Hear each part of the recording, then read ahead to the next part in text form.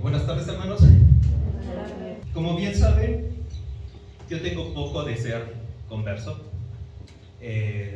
Próximo dentro de 3 días cumplo 2 años de haber entregado mi vida a Cristo. Es una fecha que me llena de mucha alegría porque, platicando con el pastor de venida, me decían que no se acordaba, pero yo, gracias a Dios, sí recuerdo esa fecha y la guardo en mi corazón. Analizando qué es lo que ha pasado con mi vida en estos 2 años, hace rato escuchando sus testimonios, hay cosas muy duras que nos obligan a hacer cambios en nuestra vida. Nuestra hermana Eli comentaba que necesitamos hacer cambios como iglesia, que de las pruebas necesitamos aprender. Analizando todos estos cambios, yo estoy seguro que en tu vida también los hay. Situaciones nuevas. Y como cristianos, como creyentes, llegamos a la conclusión por fe de que todo proviene de Dios. Y todas estas cosas nuevas son para un propósito. Nada de esto es al azar, por suerte. Es para cumplir con su propósito, el plan de vida que tiene Él para cada uno de nosotros. Entonces, vamos a orar por la predicación. Padre amado, te doy gracias, especialmente yo, porque me das una nueva oportunidad de compartirles un mensaje de tu palabra a mis hermanos. Gracias porque, como me lo mostraste anteriormente, muchos son los bendecidos por estos mensajes. Al igual que mi hermano José Luis, nuestro pastor, sus mensajes son de gran importancia para nuestra comunión como iglesia. Te alabo y te bendigo por ello. Te pido que en esta ocasión no sea diferente, que el mensaje tenga que llegar a donde tenga que llegar. Tú conoces a la persona indicada que nos está viendo a través de internet, a las personas que nos visitan, a los que nos congregamos el día de hoy. Ábrele los oídos, la mente, pero principalmente el corazón, que este mensaje quede grabado en sus corazones y que lo pongan en práctica. En el nombre de Jesús, tu Hijo amado, te lo pedimos. Amén. Titulé esta predicación como Dios tiene algo nuevo para ti. En el transcurso de nuestras vidas, seamos conversos o no, seamos creyentes o seamos del mundo, perdemos muchas cosas. Muchos de nosotros hemos perdido seres queridos, familiares, amigos, conocidos, incluso hemos llegado a perder objetos, mascotas. Y estos 2 últimos años a nivel mundial ha sido pues un caos, ¿no? Económico, social, de salud no se diga. La pandemia nos ha arrebatado muchísimas cosas. Como creyentes también nos ha arrebatado el poder congregarnos libremente, el poder saludarnos, el poder abrazarnos, el tener que estar presentes con un cubrebocas o incluso no poder asistir. Como creyentes eso te impacta. Y en mi vida cristiana yo no me había percatado de estos cambios. Yo comencé mi discipulado pues de forma individual y mi maestro, ¿no? Yo no sabía que tenía que congregarme, que reunirme con hermanos. Y con la pandemia esto tuvo que verse limitado. Y no fue lo único que nos limitaron como creyentes. Es por ello que hay un concepto que se llama resiliencia, que es la capacidad o cómo nos adaptamos a estos cambios. No todos, lamentablemente, reaccionan o actúan de forma correcta, incluso en la misma iglesia. Lamentablemente algunos entran en pánico, otros les entra temor, pero Dios no te dice eso. Dios te dice todo lo contrario. Y leyendo el versículo que es el versículo clave de este mensaje, es Isaías 43, 19a. Esta es la versión NTV. Entonces el versículo dice: pues estoy a punto de hacer algo nuevo. Mira, ya he comenzado. ¿No lo ves? Estamos conscientes de que Dios puede hacer muchísimas cosas milagrosas. El libro de Max Lucado, el de Fuiste hecho para un momento como este, hay una frase que dice y que me gustó mucho. Dice que por cada grito divino que hace Dios, hay millones de susurros. ¿A qué se refiere con un grito divino? Cuando hace un milagro visible, cuando es innegable su actuar. Y si llega a haber un grito divino, hay muchísimas más bendiciones que muchas veces ni nos percatamos o no las reconocemos como tal. Desde Génesis, los primeros capítulos que nos hablan de la creación, podemos deducir que Dios es creador por naturaleza. Creó los cielos, creó la tierra, la luz, las tinieblas, día y noche, creó mares, toda la vida. Y constantemente Dios está buscando, para hacer cosas nuevas, está buscando algún vehículo, algún instrumento, incluso a alguien que tenga un corazón comprometido con Él, para poder usarlo. Durante el transcurso de este mensaje, quiero que pienses en dos preguntas y que al final del mensaje puedas responderlas de forma personal. ¿Qué es lo nuevo que Dios está haciendo en ti? Esa es una pregunta. La otra es: ¿qué ha puesto Dios en tu corazón y que por algún motivo has decidido ignorar? Cuando hablamos de hacer cosas nuevas, por lo general lo asociamos a la juventud. Y bueno, los que ya no somos tan jóvenes y los que ya tienen un poquito de más edad, pues empiezan a justificarse, ¿no? Pues mi tiempo ya pasó, yo ya no puedo hacer eso, ya no soy joven. Hay ciertos ejemplos en los que la madurez o el ser un poquito grandes en edad es mejor que ser joven. El ejemplo clásico es el vino, ¿no? Cuando lo dejas madurar el vino, tiene mayor valor que el vino joven.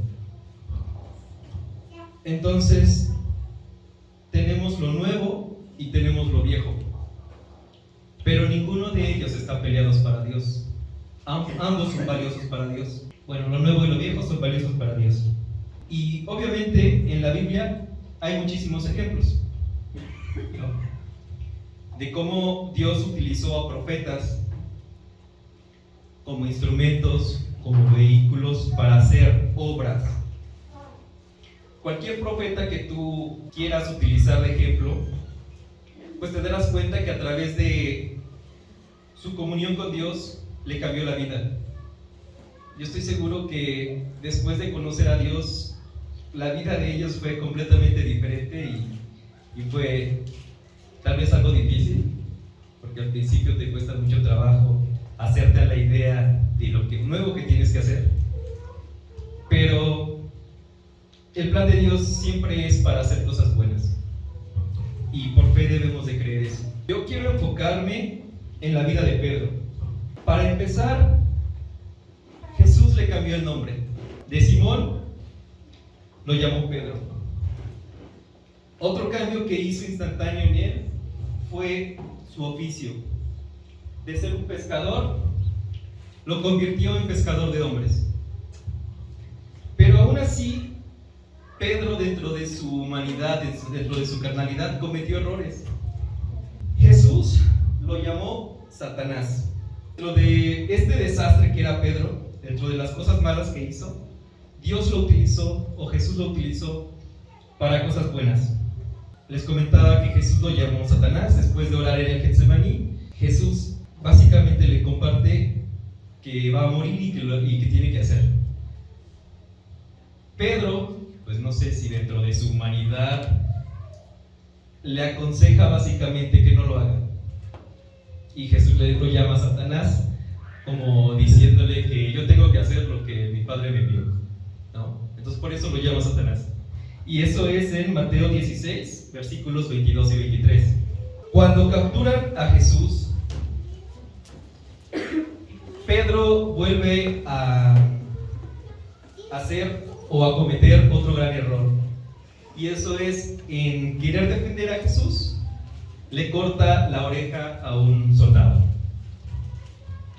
Esto es en Juan 18:10. Y otro error que comete Pedro, de los muchos que pudo haber cometido, es que niega a Jesús 3 veces. A pesar de ser un desastre, por así llamarlo, de cometer errores, les comento que Jesús y Dios lo utilizan para grandes obras. Jesús también lo llamó la roca, fue la base, como diciéndole que es la base para que se cree la iglesia. Esto sucede en Mateo 16:18. Pedro, después de la muerte de Jesús, también lo proclama él en el día de Pentecostés, cuando comparte de Jesús a 3,000 personas y reciben el bautismo ese mismo día. Eso sucede en Hechos 2:22. Incluso Pedro llegó a hacer también milagros, como resucitar a los muertos. Dentro de su ministerio llega a una ciudad. Hechos 9:36 a 43 narran este hecho, y de repente lo llaman como Dorcas, o si no me recuerdo también lo llaman Tabita. Y es a quien Pedro realiza el milagro de resucitarla. ¿A qué voy a poner este ejemplo de Pedro? De que todos podemos cometer errores, pero aún así Dios nos puede usar de maneras maravillosas. Y una vez que tú, a través de la comunión con Dios, pone algo en tu corazón para obrar de cierta manera en beneficio de su iglesia, hay 3 elementos que son enemigos o que te obstaculizan para hacer cosas nuevas. Como cristianos tenemos 3 enemigos: Satanás, tenemos nuestra propia carne, nuestra biología humana, y el mundo. El primer enemigo de lo nuevo es el miedo. Satanás hará cualquier cosa para sembrar el miedo en ti e impedir que logremos lo que Dios quiere que hagamos. Satanás te dirá que eres demasiado joven, que eres demasiado viejo, que no eres lo suficientemente bueno para hacer algo, que no estás preparado, que no tienes el valor, o que tú mismo no eres de valor para alguien o para Dios, que eres indigno, que no tienes suficiente fe. Pero incluso nosotros, aunque Satanás no nos meta estas ideas, o no siempre estas ideas en nosotros, tenemos miedo al fracaso o al éxito. Y es ahí donde el miedo actúa de diferentes formas en cada uno de nosotros. Satanás sembrará ese miedo para que no vivas, para que no experimentes la grandeza de Dios. El miedo, por lo general, la primera reacción es paralizarnos, que tú no te muevas, que tú no hagas nada, que te quedes perplejo, que paralizado. Muchas veces que no actúes ni en defensa propia. Y con todo esto, al estar tú paralizado por miedo, al no obrar de alguna manera en tu círculo social, con amigos, familia, la propia iglesia, vas en dirección opuesta a lo que Dios te está llamando a hacer. En Primera de Pedro 5:8, sed sobrios, dice que seamos sobrios y velad, porque nuestro adversario el diablo, como león rugiente, anda alrededor buscando a quien devorar. En Génesis 9:2, después de que pasa el diluvio y Dios hace un nuevo pacto con Noé, le dice que nadie va a tener miedo como ser humano, como hijo de Dios no vas a tener miedo, que los animales, las aves, los peces, todos van, y de cualquier cosa que ande ahí moviéndose por la tierra va a tener miedo de nosotros. Pero este versículo dice que el diablo, Satanás, anda por ahí buscando a quien devorar, como león rugiente, acechando, Y no sé si ustedes han visto cómo es que cazan los leones. Los leones, dependiendo del tamaño de la manada, dependiendo de si hay más, por lo general hay más leonas que leones, pues tienen diferentes métodos de caza. Uno de ellos, y el que más me impactó a mí, fue de que el león viejo, el león macho, es el que se esconde en los arbustos. Y de repente, cuando ruge para asustar a las presas y que éstas tengan miedo, es cuando las leonas y los demás integrantes de la manada atacan. Y así es como yo ejemplifico este versículo, buscando cómo atacar a cada uno de los hijos de Dios que no estén preparados, que no sepan cómo reaccionar ante el miedo, que se queden obstaculizados y que por consiguiente no puedan obrar en beneficio de la iglesia. Pero Dios nos da formas nos da esa ayuda para poder enfrentarnos a Satanás, ¿no? En Efesios 6:17, pero como les comento, aquí en Efesios también nos da la ayuda, y para quienes ya ubican estos versículos saben que vamos a hablar de la armadura de Dios. Entonces voy a leerlo, Efesios 6:10. Porque no tenemos lucha contra sangre y carne, sino contra principados, contra potestades, contra los gobernadores de las tinieblas de este siglo, contra las huestes espirituales de maldad en las regiones celestes. Por lo tanto, tomad toda la armadura de Dios para que podáis resistir en el día malo. Y habiendo acabado todo, estar firmes. Estad pues firmes, ceñidos vuestros lomos con la verdad, y vestidos con la coraza de justicia, y calzados los pies con el apresto del evangelio de la paz. Sobre todo tomad el escudo de la fe, con que podáis apagar todos los dardos del fuego del maligno, y tomad el yelmo de la salvación y la espada del Espíritu, que es la palabra de Dios. Analizando un poquito estos versículos, me di cuenta de algo. Dios te protege con escudo, te protege con espada, con el yelmo, la coraza, el cinturón, el calzado. Pero no nos dio nada de protección en la parte de atrás. Obviamente, a través de la historia, estas armaduras o esta coraza cubrieron esta parte. Pero, ¿por qué Dios aquí no menciona nada de ello? Pues, porque no quiere que retrocedas. Que no quiere que regreses a tu pasado. Quiere que todo el tiempo vayas hacia adelante, que no mires atrás lo que has perdido, lo que dejas, que tengas el valor para enfrentar todo lo nuevo que vas a tener enfrente, porque Él va a estar contigo. Amén. Como les comentaba al principio, el miedo es una emoción humana. Todos, absolutamente todos, hemos sentido miedo alguna vez. Incluso, pues yo, para predicar, debo reconocer que me ha dado miedo. La primera vez que lo hice, pues obviamente el nervio, el de plano no querer hacerlo, pero el pastor, hermanos me han dicho, es que ponte en oración y todo lo vas a poder con Jesús de tu lado. Y así lo he hecho. A pesar del miedo, no es malo sentir miedo, es malo que vayas en la dirección contraria a lo que te están llamando a hacer. ¿Por qué digo que el miedo no es malo? Vayamos a Éxodo 3:6. En este relato, en este pasaje, mientras lo buscan, los voy poniendo en contexto. Estaba Moisés pastoreando ovejas y de repente, en el versículo 3 dice: entonces Moisés dijo, porque vio una zarza que estaba quemándose y no se consumía. Moisés dijo: iré yo ahora y veré esta grande visión. ¿Por qué causa la zarza no se quema? El 4. Viendo Jehová que él iba a ver, lo llamó Dios de en medio de la zarza y le dijo: Moisés, Moisés. Y él respondió: heme aquí.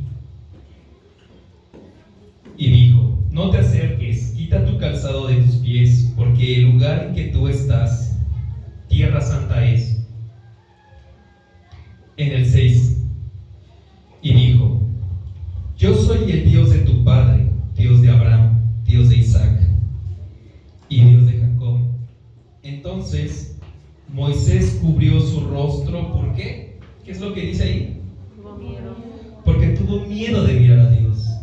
Realmente Moisés estaba en peligro, pero como tal, como sensación humana, ante lo desconocido, ante la situación, el contexto de que la zarza estaba pues en llamas, no terminaba de quemarse, de repente escucha la voz de Dios, pero no salió huyendo, no salió disparado, no se quedó sin hacer nada, se acercó sin miedo, bueno, más bien con miedo, pero ese mismo miedo lo impulsó a seguir adelante. Y precisamente es ese el peor elemento del miedo, que no es el miedo a seguir adelante. Muchas veces es el miedo a salir de tu zona de confort, de lo que dejas. Y yo, antes de congregarme, pues me la pasaba en la casa. Gracias a Dios tengo una nueva familia. Me trajo a una nueva familia con ustedes y me hizo preocuparme por cosas más importantes que todo lo que yo dejé atrás. Otro elemento del por qué el miedo nos obstaculiza es porque como seres humanos estamos acostumbrados a que si voy a cambiar, el cambio o los beneficios que voy a obtener de ello tienen que ser positivos. Normalmente, cuando intentamos algo nuevo y fracasamos, nos desanima bastante. No nos gustan ese tipo de cambios. Y como lo comentaba la hermana Eli hace rato, todas estas circunstancias, todas estas pruebas, lo importante que debemos de hacer es aprender de ellas. Ella lo decía, a través de esta circunstancia por la que están pasando mis padres, por esta circunstancia de que yo salí positiva al COVID, ¿qué es lo que me está diciendo Dios que necesito aprender, que necesito cambiar? El segundo enemigo de lo nuevo es la desobediencia. Cuando Jesús llamó a Pedro y estuvo con él, aprendiendo de Jesús, discipulándose con él durante 3 años, obviamente esta preparación debe de tener un propósito, no solamente para beneficiar a Pedro.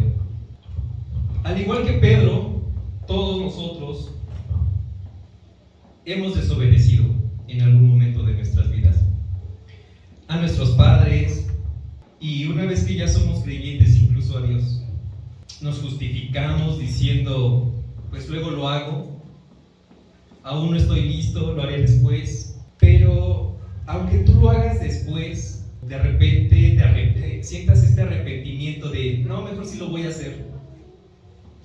Ese tiempo que pasó desde que tú estabas consciente de que lo tenías que hacer hasta el momento en el que realmente lo haces, es una obediencia tardía o postergada, y eso al final de cuentas también es desobediencia. Busquemos la parábola de los 2 hijos en Mateo 21, del 28 al 32. Pero, ¿qué os parece? Un hombre tenía 2 hijos, y acercándose al primero, le dijo: hijo, ve hoy a trabajar en mi viña. Respondiendo él dijo: no quiero. Pero después, arrepentido, fue. Y acercándose al otro le dijo de la misma manera, y respondiendo él dijo: sí, Señor, voy. Y no fue. La pregunta crucial de esta parábola es: ¿cuál de los 2 hizo la voluntad de su padre? Dijeron ellos: el primero. Jesús les dijo: de cierto os digo que los publicanos y las rameras van adelante de vosotros al reino de Dios. 32. Porque vino a vosotros Juan en camino de justicia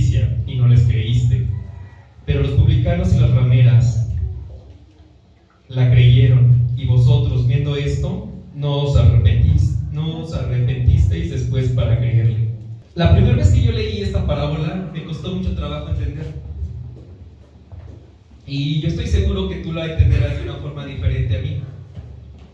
Pero más que responder a la pregunta de cuál de los dos hijos fue el que obedeció la voluntad de su padre, porque muchos van a decir que fue el primero, otros van a decir que fue el segundo, la explicación de Jesús viene más a que esta parábola nos motiva a darle un completo sí a Jesús. ¿A qué me refiero? A comprometernos a Jesús con hechos y acciones, no solamente con palabras. Tú puedes decir muchas cosas, pero realmente nunca cumplirlas.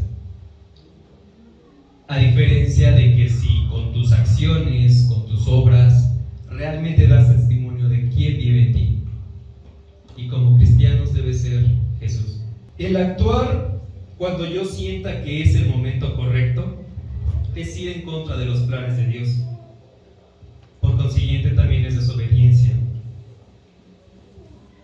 En Primera de Pedro, capítulo 1, versículo 14, dice: por lo tanto, vivan como hijos obedientes de Dios, no vuelvan atrás a su vieja manera de vivir, con el fin de satisfacer sus propios deseos. Antes lo hacían por ignorancia. Efectivamente, muchos de nosotros actuábamos por ignorancia antes. Ahora que conocemos la verdad, ya no podemos actuar de la antigua forma en que vivíamos. Aquí quiero compartirles algo que pasó cuando yo me iba a bautizar. Ya que estaba todo listo, ya que estaba la fecha, yo estaba en mi trabajo, sentado, y de repente escuché un invita a tu familia. Mi mamá, mis dos hermanas estaban afuera. Fue una orden es que es indescriptible. Fue entre enérgica, con autoridad, una orden que no pude decir no. Inmediatamente me levanté, me puse a platicar con ellas, las invité, me hicieron preguntas, muchas preguntas, se las respondí, y gracias a Dios su sí de venir aquí fue instantáneo. ¿Por qué les comparto esto? Porque los que asistieron sabrán que vinieron muchos de mis familiares, y yo solo invité a 3, y vinieron como 100. Entonces, agradezco por haber sido obediente en ese momento. Y así como en ese momento, como este ejemplo que les acabo de describir. Pero la obediencia debe ser instantánea. Es como cuando a nosotros, yo creo que a muchos sí les tocó, de que nuestros papás, si no obedecías, ya en automático la chancla, ¿no? Entonces, tal vez no sea la forma correcta de ordenar o de pedirle a los hijos, pero así debe ser, ¿no? De inmediato. Y si no puedes actuar, si sientes el llamado de Jesús y no es de esa forma, no puedes actuar en ese momento, pues por lo menos sí empezar a planearlo, de cómo lo vas a hacer. Cuando Noé, y ahorita se me acaba de venir, cuando como cristianos también, desde hace 2 años, yo he escuchado que debemos de ser obedientes. Conforme he ido avanzando, como he ido caminando con Dios, no me dejarán mentir, es algo complicado, pero no difícil.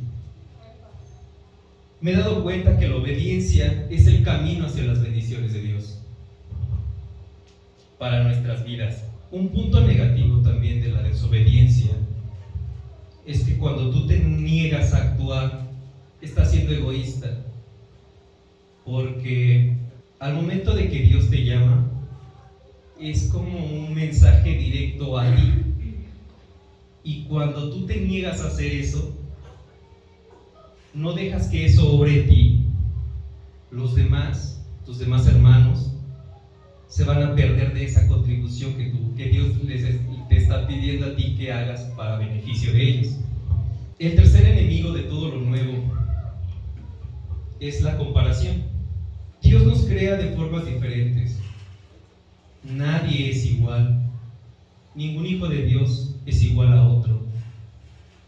Tenemos diferentes, incluso si llegara a haber semejanzas físicas, detalles como la voz, latidos del corazón, huellas digitales, todo eso te hace único. En Juan, vayamos ahora a Juan 21, 19, 22. Y aquí una vez más Pedro, después de que tiene un encuentro con Jesús, y es cuando le pregunta si Pedro ama a Jesús, cuando le pregunta, ¿me amas 3 veces?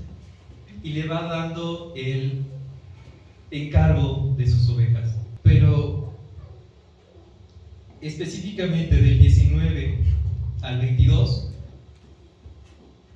tiene otro encuentro.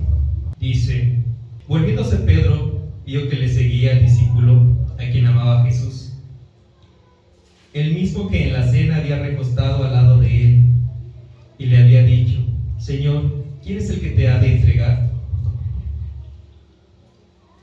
Cuando Pedro le vio, dijo a Jesús: ¿y qué de este? Jesús le contestó: sí, quiero que él esté hasta que yo venga. ¿Qué a ti? Sígueme tú. En la Nueva Traducción Viviente dice: entonces Jesús le dijo: sígueme. Pedro se dio vuelta y vio que detrás de ellos estaba el discípulo a que Jesús amaba, el que se había inclinado hacia Jesús durante la cena para preguntarle: Señor, ¿quién va a traicionarte? En la otra era entregarlo. En esta es traicionarte. Pedro le pregunta a Jesús: Señor, ¿qué va a pasar con él? Refiriéndose a Juan. Y aquí es donde comete ese error Pedro. Se compara con él. Pedro sabía que Jesús amaba o tenía cierto afecto hacia Juan. Pero el error de Pedro, una vez más, está en compararse con él. Por eso Jesús le dice más adelante: sí, a él déjalo donde está, pero mientras tanto tú sígueme. A él lo voy a ocupar, casi diciéndole, lo voy a ocupar para después, tengo otros planes para él, pero en este momento te necesito a ti, sígueme. Y así es como cristianos, como creyentes, muchas veces nos comparamos. Estamos tan acostumbrados a compararnos que esto también nos obstaculiza de todas las cosas nuevas que tiene Dios para nosotros. La pregunta que deberíamos hacernos nosotros para evitar caer en la comparación es: ¿qué estoy haciendo día a día para parecerme más a Dios? Perdón, ¿cómo parecerme más a Cristo? Creo que lo dije mal. ¿Por qué estamos tan acostumbrados a compararnos?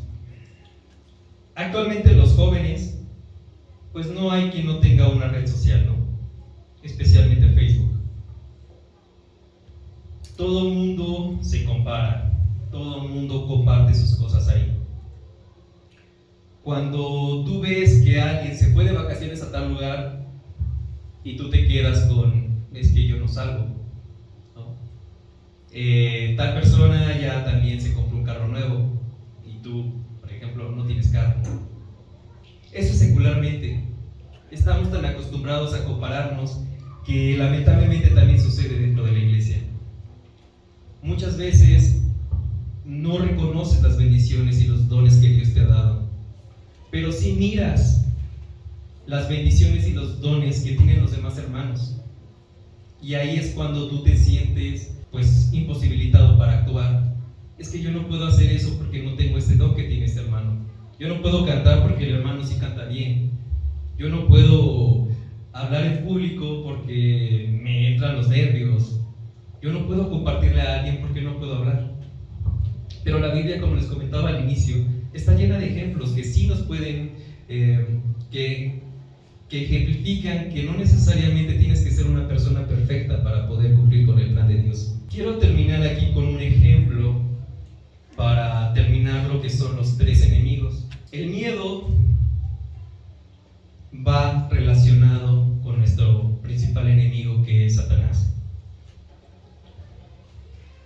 desobediencia va enfocada con nuestro otro enemigo, que es la carne.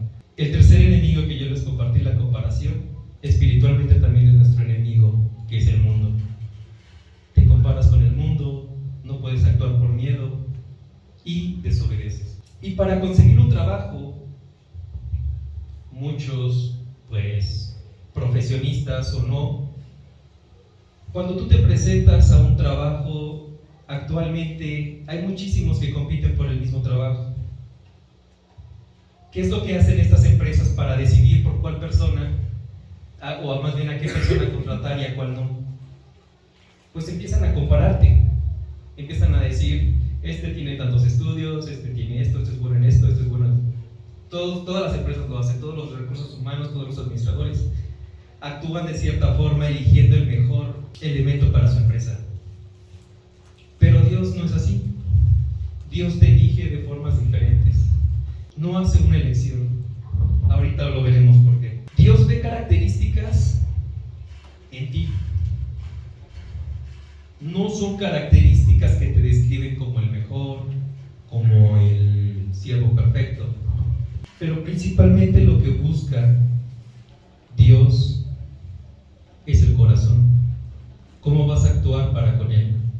Hace como 15 días yo les compartí un testimonio en el que cometí el error de fijarme en lo que hacían los demás. Leyendo la Biblia, recapacité, gracias a Dios, y me di cuenta de mi error. No debo de fijarme en lo que hacen los demás. Debo preocuparme, o debo ocuparme más bien, en lo que voy a hacer yo. Porque ya no voy a trabajar para hombres, estoy trabajando para Dios. Nuestro hermano José Luis, y desde que yo empecé a discipularme con él, siempre me ha recomendado hacer todo lo que yo lea en la Biblia, que lo haga personal. Y así es como se te queda, como haces más tuyo lo que lees. Y cuando lees la Biblia, la palabra de Dios, aprendes de formas muy agradables, a veces de formas duras, pero no porque sea duro, no porque sea enérgico, es malo. Aprendes de forma agradable y lo aplicas a tu vida. Yo recuerdo que cuando la primera vez que me vino a la idea el mensaje de la predicación anterior que hice, estuve contento varios días. Entonces es maravilloso ver cómo a través de esta comunión con Dios es útil para tu vida y por ende para los demás. Vayamos ahora a Isaías 43:7, perdón. El que yo traigo es de la Biblia de las Américas. Me agradó mucho esta traducción. Dice: a todo el que es llamado por mi nombre y a quien he creado para mi gloria, a quien he formado y a quien he hecho.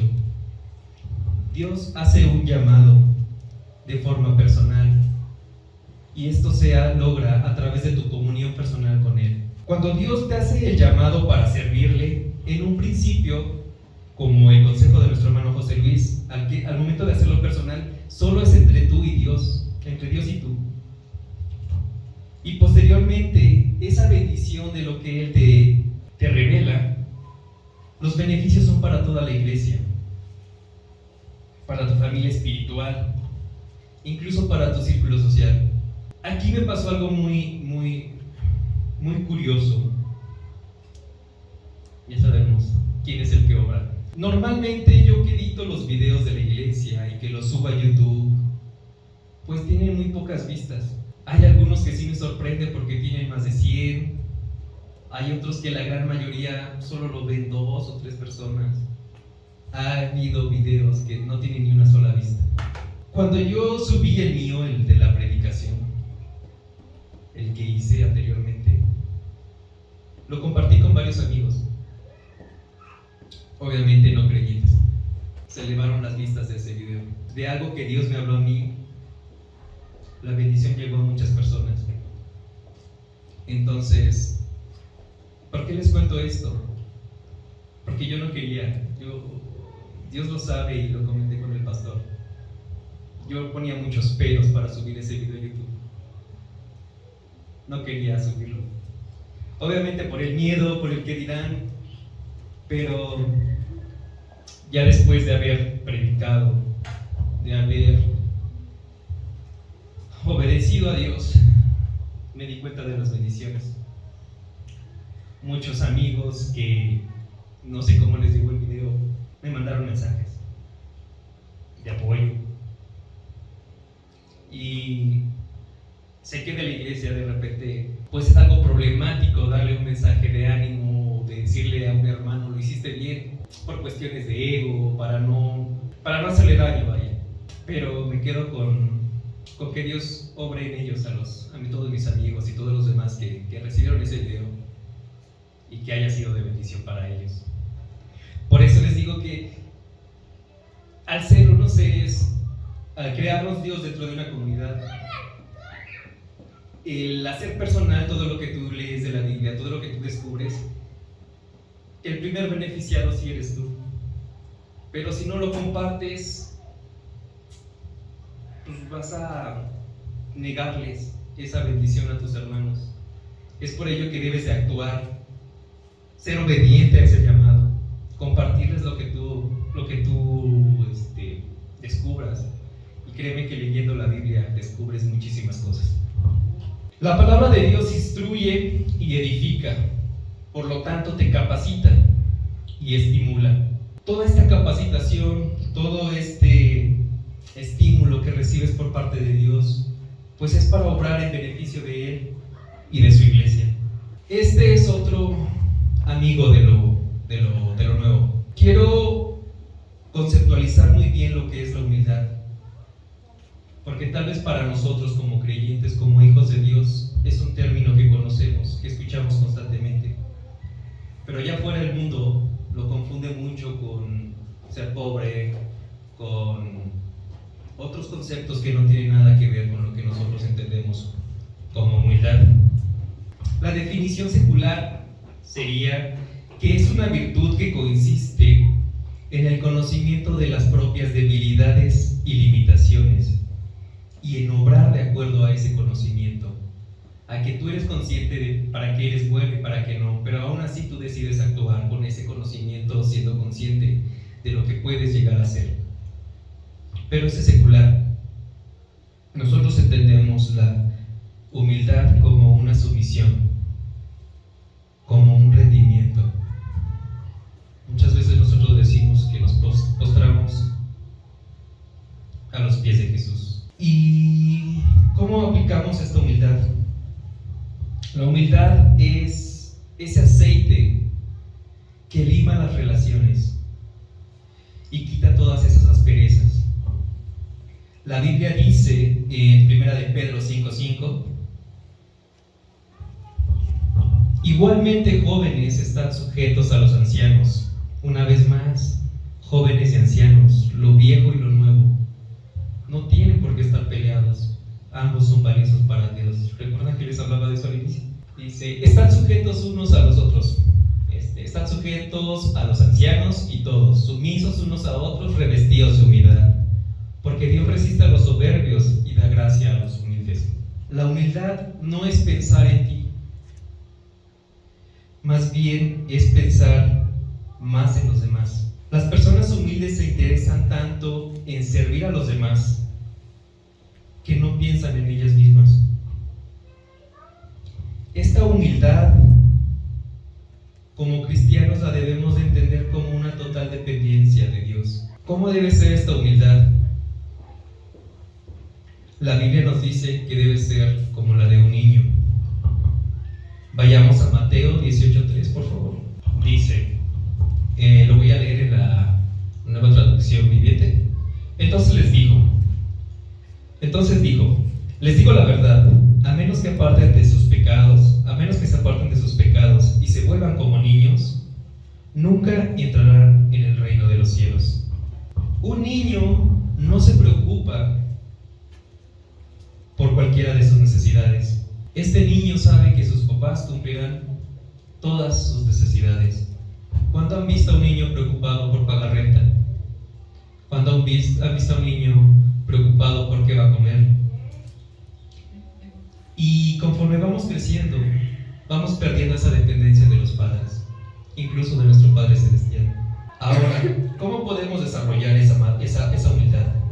En primer lugar, reconocer nuestras debilidades y por ende, siendo tolerantes a las debilidades de los demás, pero principalmente estando dispuestos a ser corregidos y destacando lo que hacen los demás. El mayor acto de madurez que puedo hacer yo en mi vida es admitir que solo no puedo, que separado de Dios no puedo hacer todas estas cosas nuevas que Él me está llamando a hacer. El tercer amigo de lo nuevo es la disposición. Dios no te dará algo nuevo hasta que no vea que hay disposición en ti, hasta que no vea que estás comprometido. Dios constantemente está buscando a personas que estén listas a hacer su llamado, a actuar, a obrar de acuerdo a su propósito. Si esperas que Dios muestre de alguna manera en tu vida y por alguna circunstancia o por su voluntad no sucede, no es porque Dios no te está viendo, no es porque se ha olvidado de ti, es simple y sencillamente porque aún no estás listo. Vayamos a 2 de Crónicas 16:9. Lo traigo en la versión Nueva Traducción Viviente. Los ojos del Señor recorren toda la tierra para fortalecer a los que tienen el corazón totalmente comprometido a Él. Aquí es donde deducimos que Dios no ve las mejores características en ti. Muchos de los profetas tenían debilidades, pero aún así, como a Moisés, Dios los utilizó para grandes obras, para dar su mensaje a su pueblo. Igual podría pasar contigo o conmigo. Dios te puede llamar para hacer algo, y no necesariamente porque tengas algo en especial. Si tu corazón está dispuesto, Él te va a usar. ¿Qué es lo que sucede cuando entramos en este proceso de espera? Porque me dirán, hermano, tú tienes 2 años de entregarte a Dios. Tú estás, y me lo han dicho varios hermanos, tú estás en tu primer amor. Todo lo que Dios te da, lo debes de trabajar, debes de capacitarte, debes entender, debes hacer, debes obrar para que eso rinda fruto. Es como una semilla. Cuando tú siembras una semilla, la siembras y no inmediatamente sale la planta y da frutos y puedes cosechar y demás. Tienes que estarla trabajando, tienes que entrar en un tiempo de espera hasta que la planta esté lista, hasta que el fruto esté listo. Igual pasa con Dios. Te decía, no necesariamente Dios se olvida de ti. Él sabe por qué no contesta tus oraciones, pero no se ha olvidado de ellas. En el momento en el que tú estés listo para recibir esa bendición, lo hará. En este proceso de espera también puede pasar lo que nos compartía nuestro hermano José Luis en las 2 predicaciones anteriores. No va a ser un camino fácil. Él nos hablaba de la cruz del discípulo, no sé si se acuerdan. Una vez que tú decides tomar la cruz de Jesús, sabes que te esperan momentos de prueba, momentos en el que vas a sentir que Dios se ha olvidado de ti, pero aún así tú debes de tener la meta fija, más bien tu vista fija en la meta, que es parecerte cada vez más a Jesús. Muchos hermanos no lo ven de esta forma y se sientan en la banca de la salvación. Muchos piensan que con solo ser cristianos ya están haciendo su papel, pero no, yo espero que no seas uno de ellos. Para concluir, después de analizar todo lo bueno que ha habido en mi vida, todas las cosas nuevas, llegué a la conclusión de que lo más importante que Dios me ha dado es ser una persona nueva. Y no saben cuántas veces he leído, he visto imágenes de este versículo, 2 de Corintios 5:17, y dice: de modo que si alguno está en Cristo, nueva criatura es. Las cosas viejas pasaron, he aquí todas son hechas nuevas. Eso es lo más importante, que desde que tú aceptas a Jesús y permaneces en Él, todo es hecho nuevo. Todo lo que tú hiciste, todas tus malas decisiones, todo tu camino anterior, para Dios ya está perdonado, igual para ti. Espero que te hayas identificado cuáles de esos 3 enemigos te están afectando a ti para orar de acuerdo al plan de Dios y cómo puedes utilizar estos 3 amigos: la comunión, la disposición y la humildad. Vamos a orar, hermanos. Padre, te doy gracias una vez más por haberme permitido dar este mensaje a mis hermanos. Sabes que me costó trabajo poder expresarme de lo que tú me revelaste. Te pido por todos y cada uno de ellos que no rechacen tu llamado, que sientan esa voluntad de actuar para honra y gloria tuya. Te pido también por todos mis hermanos que están pasando por circunstancias difíciles, problemas de salud, económicos. Yo sé que están en tus manos y que tú los proteges, pero de cualquier forma clamo a ti en beneficio de ellos. No te